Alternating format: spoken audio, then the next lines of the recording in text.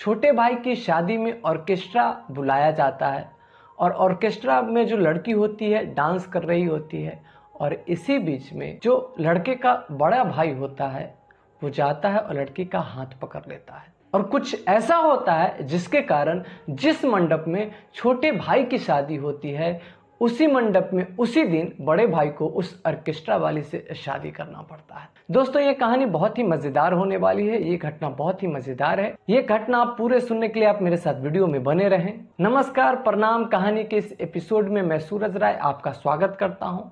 अगर आप मेरे चैनल पर नए हैं तो प्लीज मेरे चैनल को सब्सक्राइब कर लें। चलिए बगैर टाइम लिए मैं सीधे कहानी पर आता हूँ। ये जो कहानी है शुरू तो होती है पश्चिम बंगाल के बांकुरा से, लेकिन ये कहानी खत्म होती है बिहार के हाजीपुर शहर में। चलिए कहानी शुरू करते हैं।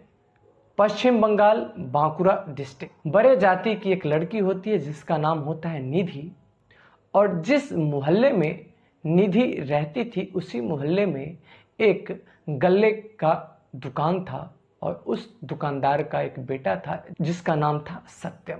निधि को जब भी कोई सामान लाना होता था तो वो उसी गल्ले के दुकान पर जाती थी और कभी कभार अपने दुकान पर सत्यम बैठा करता था और फिर वहीं से वो एक दूसरे को पसंद करना शुरू किए।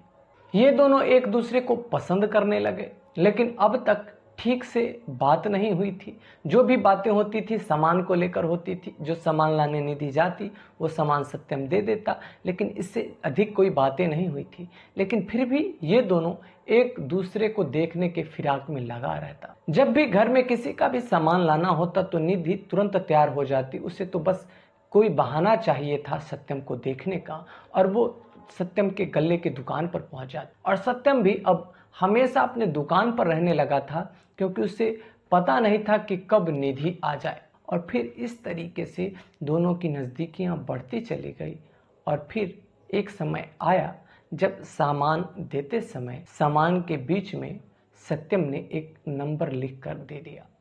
निधि को इशारे से बता दिया कि इसमें मेरा मोबाइल नंबर है। निधि ने वो नंबर ले लिया और फिर वहां से सत्यम और निधि के बीच में मोबाइल के माध्यम से बातें होना शुरू हुई। पहले तो एक दूसरे को देखने के लिए, एक दूसरे की आवाज़ सुनने के लिए दुकान तक जाना होता था, लेकिन अब जब भी समय मिलता निधि सत्यम को कॉल करती। जब भी सत्यम का मन होता निधि को कॉल करता और फिर एक दूसरे से घंटों बातें करता छिप छिप के।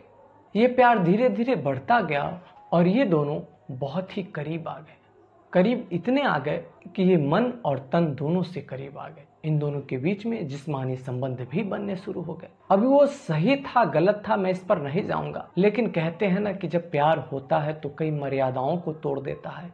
इनके प्यार ने भी मर्यादाओं को तोड़ा। सत्यम और निधि का मिलने का जो सबसे परफेक्ट जगह था और जो इन लोगों ने तरीका निकाला था, तरीका ये था, निधि प्रत्येक दिन शाम में उसके घर से कुछ दूरी पर एक मंदिर था, वहां पर आरती करने जाती थी और आरती करके जब वो आती तब तक अंधेरा हो जाता और उसी रास्ते में सत्यम और निधि एक दूसरे से मिला करते थे। एक दिन की बात है कि रोजाना की तरह आज भी निधि मंदिर जाती है आरती करने और आरती करके जब वो आती है तो सत्यम उसका इंतजार कर रहा था।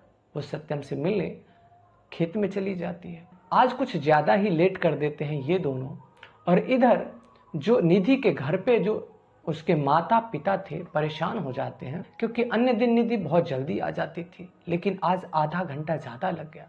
घर वाले परेशान हो गए। वैसे घर वालों को निधि के चाल चलन पर थोड़ा सा शक हो गया था, तो उसका जो एक भाई होता है निधि का, वो उसको ढूंढने घर से जाता है मंदिर की तरफ। वो मंदिर तक जाता है, मंदिर तक कहीं भी निधि नहीं मिलती। मंदिर से फिर जब वो लौट कर आ रहा था तो उससे बगल के खेत से थोड़ी थोड़ी घुन घुन की आवाज सुनाई देती है। फिर वो चुपके से जब उसके नजदीक पहुंचने की कोशिश करता है, उसके नजदीक जब जाता है और फिर जब वो टॉर्च जलाता है तो वो निधि और सत्यम को आपत्तिजनक हालत में देखता है। निधि और सत्यम नग्न थे और एक दूसरे के साथ आपत्तिजनक हालत में लिपटे हुए थे। सत्यम और निधि दोनों ही घबरा जाते हैं। निधि का जो भाई होता है दोनों को तुरंत कपड़ा पहनने बोलता है और उसके बाद वो सत्यम की पिटाई करना शुरू करता है। निधि को भी पीटना शुरू करता है। इसी बीच में बहुत सारे लोग जमा हो जाते हैं अब निधि को लगता है कि हमारी बेइज्जती हो जाएगी, तो निधि उस समय एक चाल खेल देती है। जब निधि से पूछा जाता है कि इस लड़के के साथ तुम यहाँ कैसे आई, तो निधि कहती है कि मैं जब पूजा करके आ रही थी तो इसने मुझे ज़बरदस्ती खींच लिया और खेत में लाकर मेरे साथ ये गलत काम किया। निधि यह भी झूठ बोलती है कि ये प्रत्येक दिन मेरे साथ छेड़खानी करता है और मैं कुछ नहीं बोल पाती क्योंकि ये मुझे धमकी दे रखा है कि अगर मैं किसी को कुछ बोलूँगी तो ये मुझे जान से मार देगा। ये बात जब गांव वाले सुनते हैं तो उनका गुस्सा और सातवें आसमान पर चला जाता है, क्योंकि उनको लगता है कि एक छोटी जाति का लड़का हमारी बड़ी जाति की लड़की को इस तरीके से छेड़खानी करेगा, इस तरीके की बातें करेगा।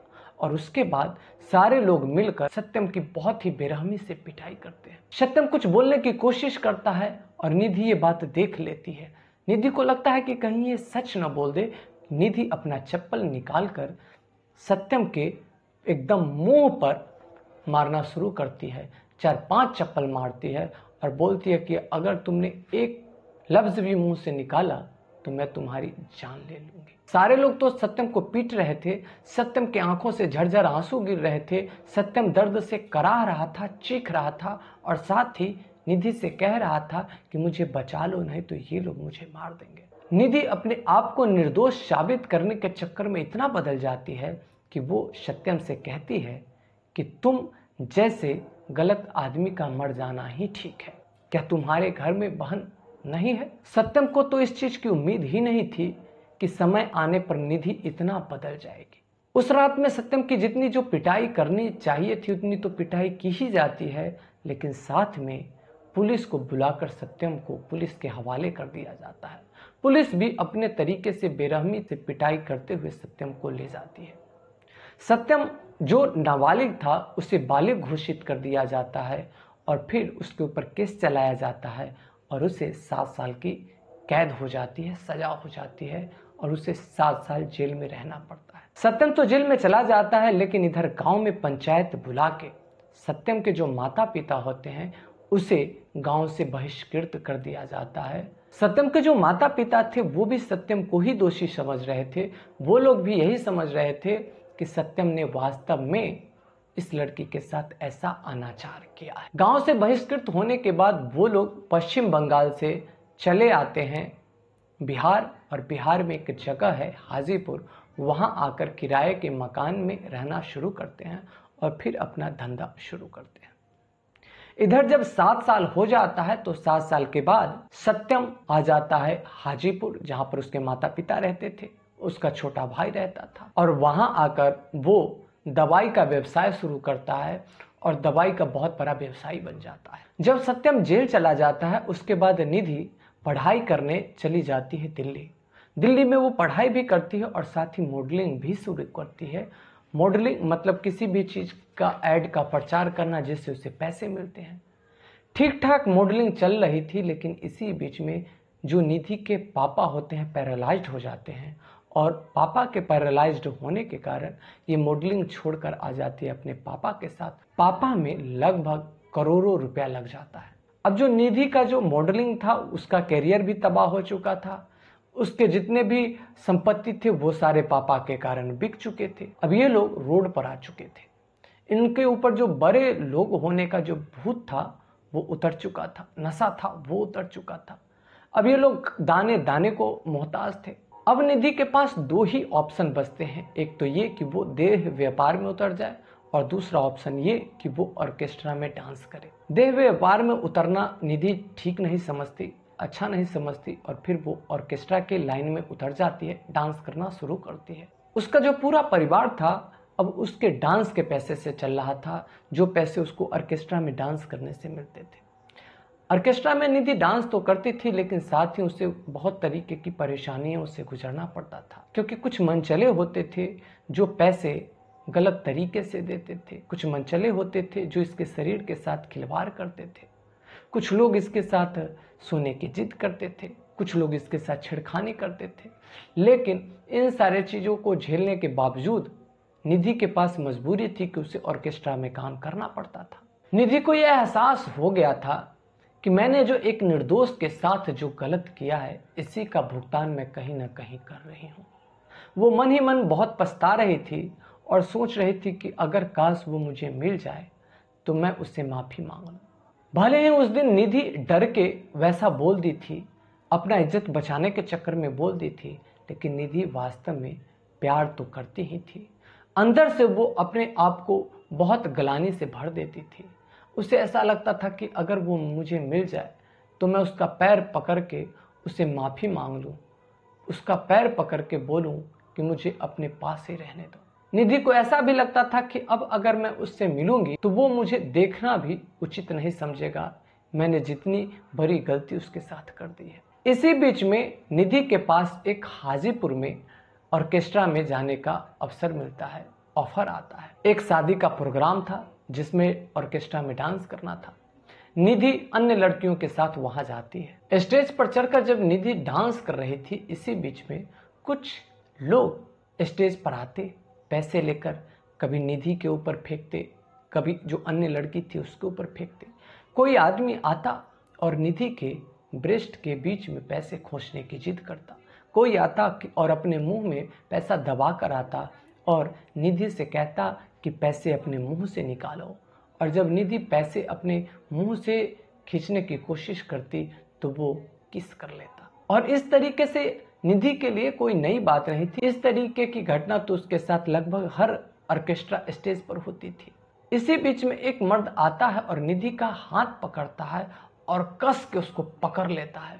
इतनी कस के पकड़ लेता है कि निधि छटपटाने लगती है। इतनी जोर से पकड़ता है, इतना नजदीक खींच लेता है कि उस निधि और उस आदमी के बीच में हवा भी पास ना हो सके। निधि अपने आप को बहुत छुड़ाने की कोशिश करती है और फिर एक झटके में यह कहते हुए कि ये क्या बदतमीजी है, और अपने आप को उस आदमी से छुड़ाती है। और जो ही उस आदमी से अपने आप को छुड़ाती है, उसकी नज़र उस आदमी पर जाती है और जो ही गौर से उस आदमी को देखती है तो वो आदमी कोई और नहीं होता, वो सत्यम होता है। और वो फिर से उस आदमी से खुद से लिपट जाती है। वहाँ पर जितने भी आदमी थे वो सारे लोग समझ नहीं पा रहे थे कि पहले जब सत्यम ने उसको पकड़ा तो वो छुड़ा ली और फिर उस लड़की ने जबरदस्ती पकड़ लिया। जितने भी लोग थे कुछ समझ नहीं पा रहे थे। सब लोग बस ये देख रहे थे कि सत्यम और वो जो लड़की थी आपस में कुछ बातें कर रही है। वो जो लड़की है उसकी आंखों से झरझर आंसू बह रहे हैं। सत्यम है वो भी रो रहा है। सत्यम कभी उस ऑर्केस्ट्रा वाली लड़की के आंसू को पोंछ रहा है, कभी वो जो लड़की है सत्यम का पैर पकड़ रही है। सारे लोग माजरा समझ नहीं पा रहे थे। तब वो जो लड़की होती है निधि, वो माइक लेती है और बोलना शुरू करती है। उस स्टेज पर अपने शुरू से अंत तक सारी कहानी कह देती है। उस रात जब सत्यम की पिटाई की गई थी, जब सत्यम और निधि को पकड़ा गया था आपत्तिजनक स्थिति में, वो सारी सच्चाई उस दिन निधि अपने मुंह से उस भरे स्टेज से बता देती है। अब तक सत्यम के माता पिता भी दोषी मान रहे थे, लेकिन निधि के मुंह से ये बात सुनकर वो समझ गए थे कि मेरा बेटा दोषी नहीं था। निधि सत्यम से कहती है कि मुझसे बहुत बड़ी भूल हो गई, मैं अपनी इज्जत बचाने के चक्कर में मैंने तुम्हारे जीवन को बर्बाद कर दिया। तब सत्यम कहता है कि तुमने उस दिन जो भी किया इससे मुझे बिल्कुल भी दुख नहीं है। मेरी इज्जत चली गई, मैं ये तो झेल लिया, लेकिन उतने लोगों के बीच में तुम्हारी इज्जत जाती, मैं ये झेल नहीं पाता। तुम्हारी जगह अगर मैं भी होता और अगर मुझसे तुम्हारे बारे में पूछा जाता तो मैं भी यही कहता कि मैंने ज़बरदस्ती तुम्हारे साथ वो सब किया है। ये बात सुनकर निधि अंदर से हिल जाती है और उसके बाद जितने भी बुजुर्ग लोग होते हैं समझदारी दिखाते हैं। वो जो शादी हो रही थी किसी और की शादी नहीं हो रही थी, सत्यम के छोटे भाई की शादी हो रही थी। तो जिस मंडप में सत्यम की छोटे भाई की शादी होनी थी, उसी मंडप में सत्यम की भी शादी निधि से करा दी जाती है। दोस्तों, कैसी लगी आपको ये कहानी, आप हमें कमेंट करके ज़रूर बताइएगा। जब भी आप कमेंट करें तो कमेंट में आप अपना शहर अवश्य लिखें। दोस्तों, आप लोगों की एक शिकायत होती है कि मेरी जो कहानी है काल्पनिक लगती है, कहीं ये बनौवा कहानी तो नहीं है। तो दोस्तों, मैं आपसे एक बात बता दूं, कहानी का जो बेस होता है वो सच होता है। कहीं ना कहीं जो घटना घटती है उस घटना को आधार मान के फिर मैं उसमें थोड़ा सा चेंज करके आप लोगों तक लाता हूँ। चेंज मैं इसलिए करता हूँ जिससे कि वो कहानी थोड़ी सी और रोचक हो सके, उस कहानी से कुछ मैसेज निकल सके। तब तक के लिए मैं आपसे लेता हूँ विदा।